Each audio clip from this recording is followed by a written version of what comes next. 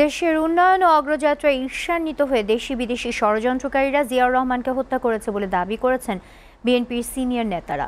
৩০ মে শহীদ president Ziaur রহমানের ৪৪তম শাহাদাত বার্ষিকীতে একথা বলেন তারা। নেতারা বলেন, জিয়ার নীতি আদর্শকে ধারণ করে আগামীতে স্বনির্ভর দেশ গঠন করাই বিএনপির মূল অঙ্গীকার। সোহান খানের বিশেষ প্রতিবেদন।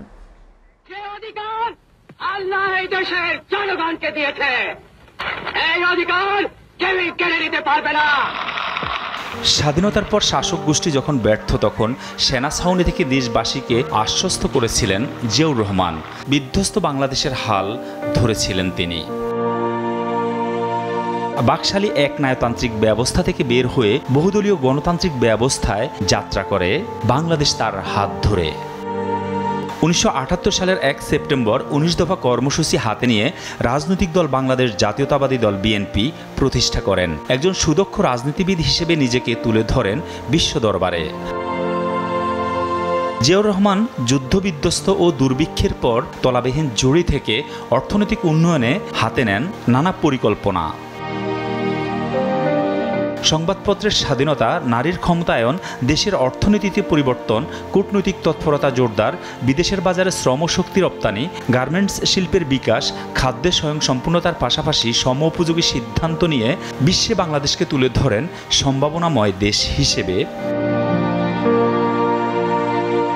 স্বনির্ভর আন্দোলনের সাথে কৃষি, সেচ, বৃক্ষরোপণ, গৃহনির্মাণ, বিদ্যুতায়ন, স্বাস্থ্য রক্ষা, গণসাক্ষরতা ও পরিবার পরিকল্পনা কর্মসূচি হাতে নিয়েছিলেন। কৃষিকে বাঁচাতে সারা বছর ফসল ফলাতে খাল খনন কর্মসূচি অন্যতম। কূটনৈতিক তৎপরতায় গুরুত্ব দিয়ে মধ্যপ্রাচ্য, ইউরোপ ও আমেরিকার সাথে সম্পর্ক উন্নয়নে গুরুত্বপূর্ণ ভূমিকা রাখেন জিয়াউর রহমান। শুধু এতেই শেষ নয়, জিয়াউর রহমানের রাজনৈতিক দূরদর্শিতার কারণে জাতীয় সংকট সমাধানের পাশাপাশি আন্তর্জাতিক অঙ্গনে গুরুত্বপূর্ণ ভূমিকা রেখেছিলেন তিনি।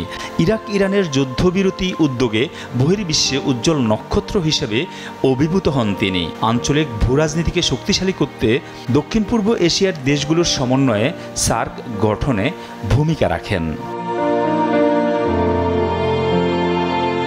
৪৪তম শাহাদাত বার্ষিকীতে জিয়াউর রহমানের আদর্শকে ধারণ করে আধুনিক বাংলাদেশ গঠন করার অঙ্গীকার করেন দলের নেতারা। যখনই জিয়াউর রহমান সার্ক গঠন করে বিশ্বের দরবারে, মুসলিম দরবারে বাংলাদেশকে পরিচিতি লাভ করছে, তখন আওয়ামী চক্রই এই হত্যাকাণ্ডের সাথে জড়িত ছিল বলে মানুষের ধারণা। এগিয়ে নিয়ে গিয়েছিলেন বাংলাদেশকে একটি স্বনির্ভর উন্নত বাংলাদেশ এবং আধুনিক বাংলাদেশ প্রতিষ্ঠার জন্য। ১৯৮১ সালের এই দিনে চট্টগ্রাম সার্কিট হাউসে বিপদগামী কিছু সেনা সদস্যের হাতে শহীদ হন স্বাধীনতার ঘোষক ও মুক্তিযুদ্ধের অন্যতম সেক্টর কমান্ডার ও জেড ফোর্সের অধিনায়ক জিয়াউর রহমান। তখনই এদেশে যারা ভালো চায় না, তারা ষড়যন্ত্র করে দেশীয় এবং বৈদেশিক ষড়যন্ত্রের মাধ্যমে জিয়াউর রহমানকে হত্যা করে। শাহাদাত বার্ষিকীতে জিয়াউর রহমানের আমি সরকার দাবি করব অনতি বিলম্বে একটি নিরপেক্ষ সরকার গঠন করার নিমিত্তে একটি নিরপেক্ষ নির্বাচনের ব্যবস্থা করা। সোহান খান, এসএটিভি, ঢাকা।